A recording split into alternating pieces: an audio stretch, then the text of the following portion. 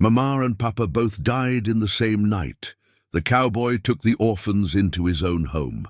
The dirt under Lily's fingernails had turned black. She clawed at the earth between the two wooden crosses, her small hands raw and bleeding. "Stop it!" Her sister May grabbed her wrists. "Stop digging. They're not deep enough," Lily's voice cracked. "What if they come back up?" "Dead people don't come back up. How do you know?" May looked at their brother Tom, who hadn't spoken since they'd found Mama and Papa 3 days ago.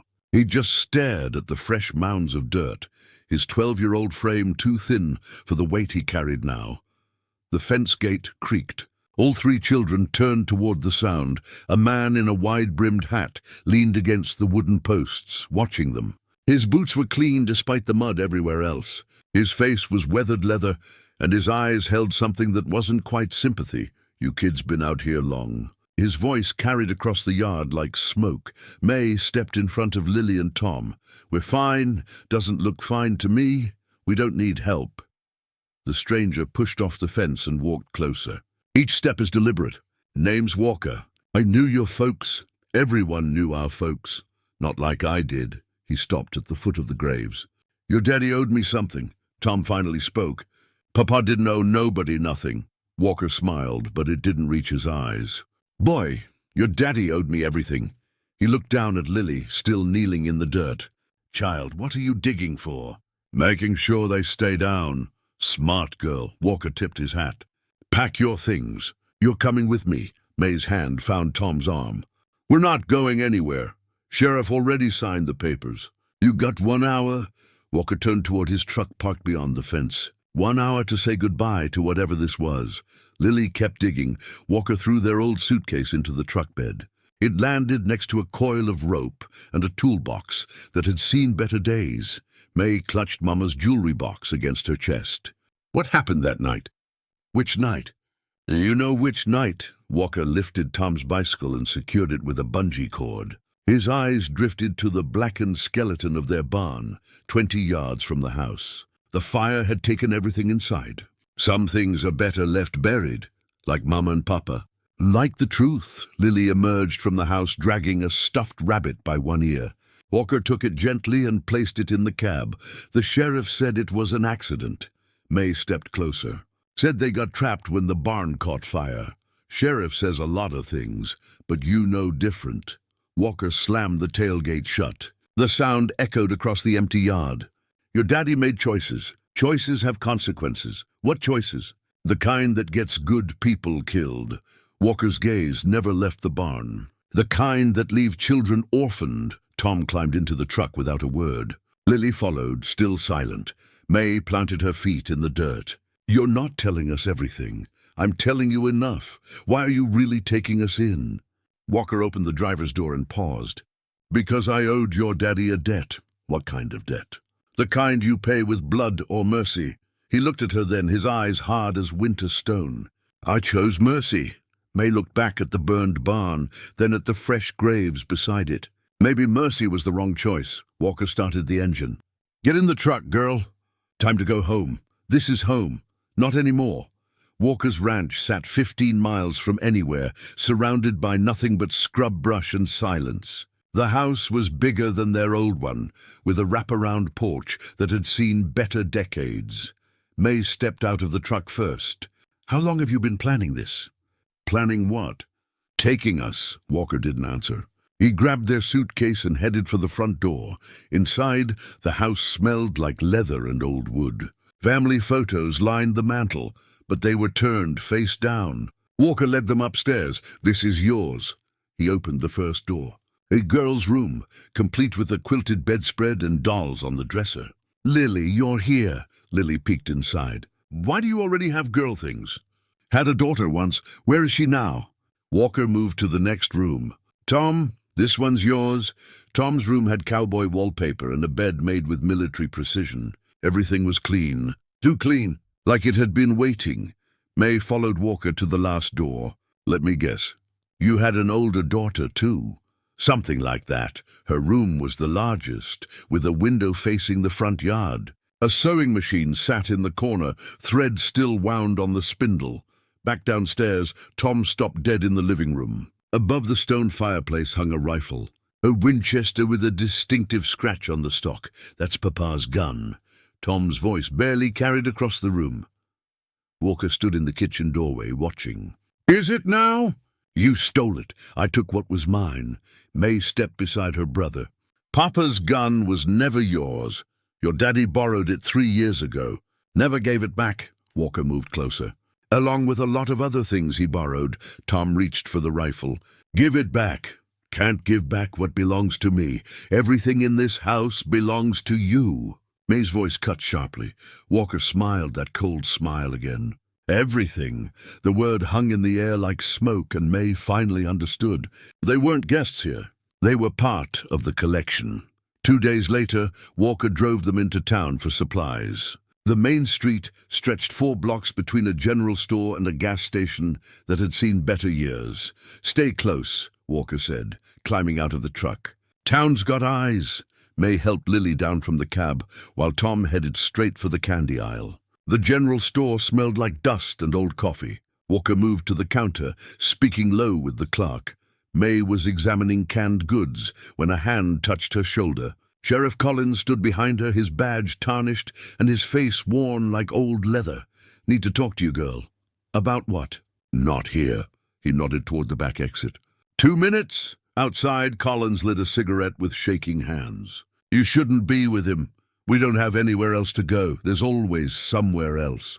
He took a long drag. "Walker's not what he seems." "What do you mean?"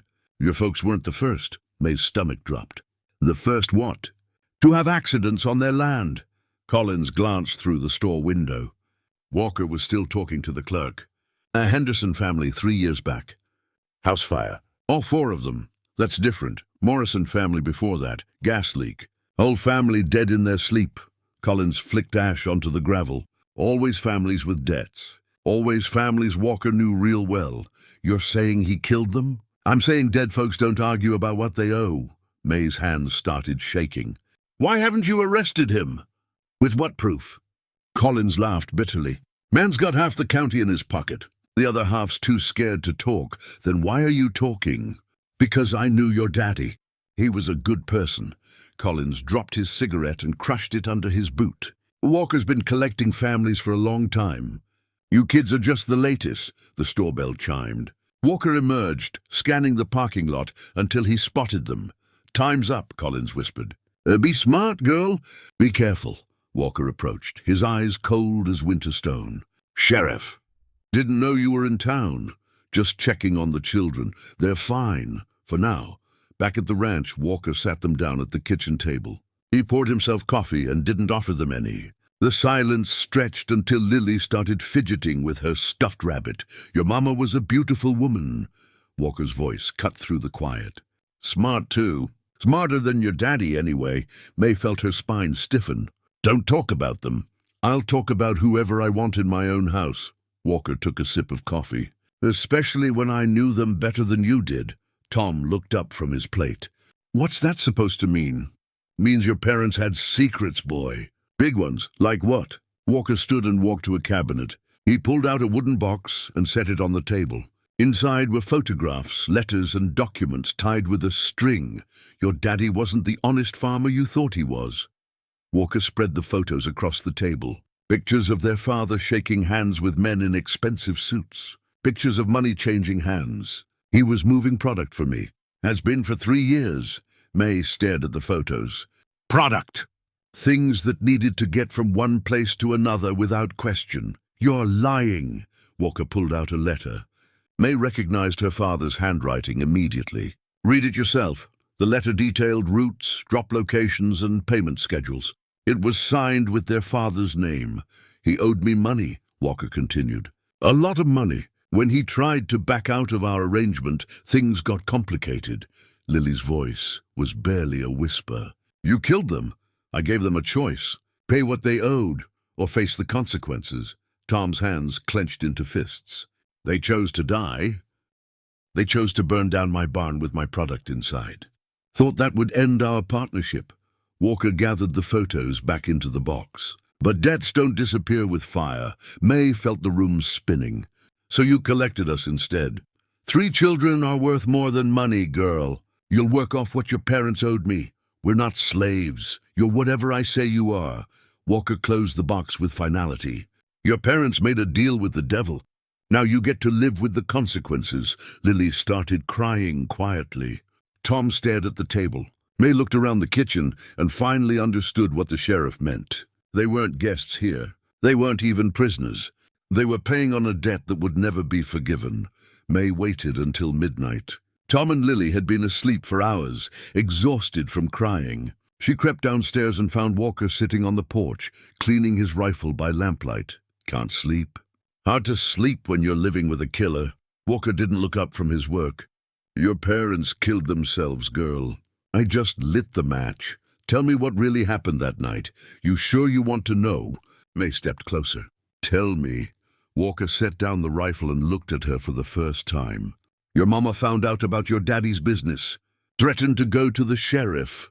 So you killed her to keep her quiet. I gave them both a choice. Leave town and never come back, or stay and face what was coming."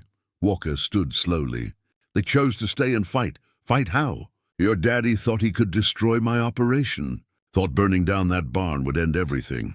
Walker's eyes went cold. "What he didn't know was your mama was already dead when the fire started." May's blood turned to ice. "What?" "She came to see me that afternoon. Wanted to make a deal. Her life for yours." Walker moved closer. "I told her there was only one way to guarantee you kids would be safe." "You're lying. She took poison, girl. Drank it right here on this porch while I watched."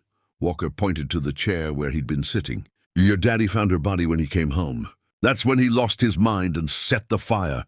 May lunged at him. Walker caught her wrists easily, but she fought like a wildcat. They crashed into the porch railing, splintering wood.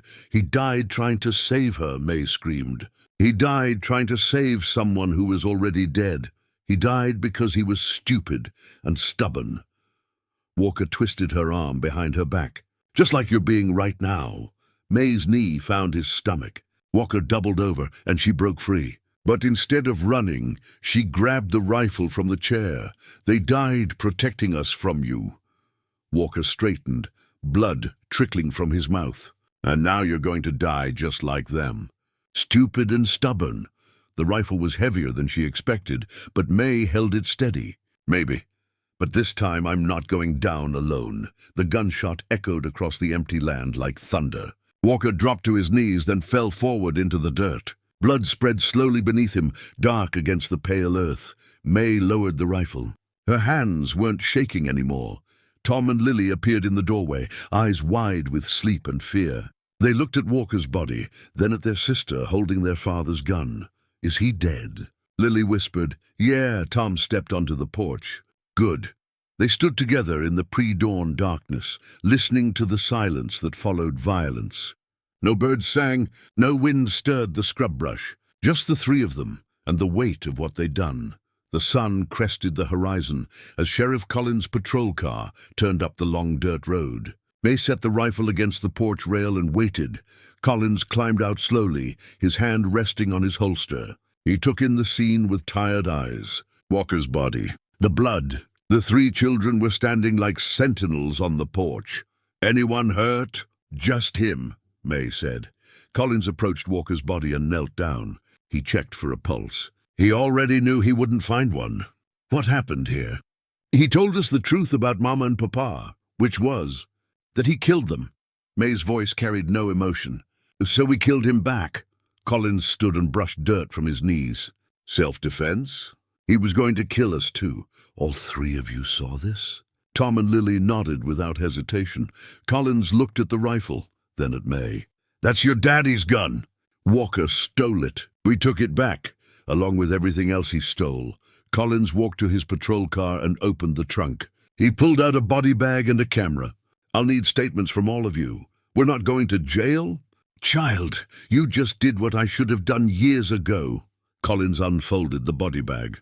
"Walker's been collecting debts in blood for too long. About time someone collected on him." May looked at her siblings. They weren't orphans anymore. They were survivors. 3 weeks later, the ranch looked different. May had taken down Walker's family photos and replaced them with pictures of her parents. The rooms no longer felt like shrines to someone else's grief. Tom knelt beside two freshly moved graves in the backyard. He dug them up from their old property and brought Mama and Papa home. "Real home. They look better here," Lily said, joining him with a watering can. "Yeah, they do."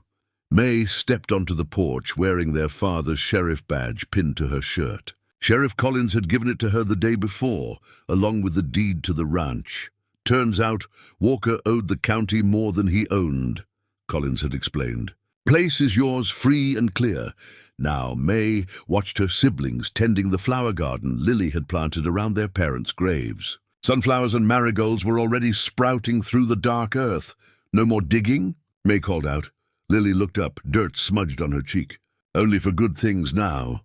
Tom stood and brushed soil from his knees. Sheriff Collins called. "He wants to know if you're coming to work on Monday." "I am." "You sure you're ready?" May fingered the badge on her chest. It felt heavier than Walker's rifle had that night, but different. "Good heavy. Papa always said somebody's got to stand between the wolves and the sheep. And you're going to be that somebody?" "We all are." May looked at the house that had once belonged to a killer, now transformed into something that belonged to them. "This county's got too many Walker types running around," Tom smiled. "Think Papa would be proud?" "I think Papa would say we're finally home." Lily ran up the porch steps, her hands full of fresh-cut flowers. "These are for inside, to make it smell like us instead of him." May opened the front door. "Come on then. Let's make this place ours." They walked inside together, no longer orphans, no longer victims. Just a family who'd learned that home is what you fight for, and what you build with your own hands.